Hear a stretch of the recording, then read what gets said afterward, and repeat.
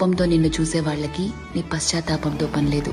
వీళ్లే కాదు, నీ చుట్టూ ఉన్న ఇంకో 100 మంది నిన్ను 100 రకాలుగా చూడొచ్చు. వాళ్ళందరూ వాళ్ళ లోపల ఉన్న ఎమోషన్తోనే నిన్ను చూస్తారు. నిన్ను నిన్నుగా చూడగలిగేది ఆ పైవాడి తర్వాత నువ్వు మాత్రమే.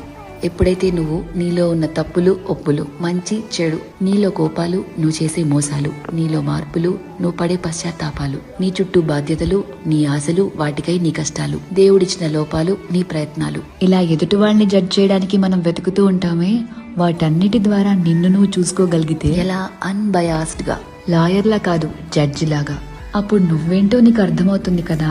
అదే సెల్ఫ్ అవేర్నెస్ అంటే. సెల్ఫ్ అవేర్నెస్ నీకు చాలా ప్రశాంతతనిస్తుంది. ర్యాండమ్ గా ఎవరిని ఏమీ అనలేవు, ఎందుకంటే నీకు తెలుసు ఎవరి తుఫాన్లు వాళ్లకుంటే లోపల అని. ఒకరిని జడ్జ్ చేయటం చాలా ఈజీ అబ్బా, కానీ నిన్ను నువ్వు జడ్జ్ చేసుకోగలిగితే personal growth, peace of mind అన్నీ దొరుకుతాయి. అందుకే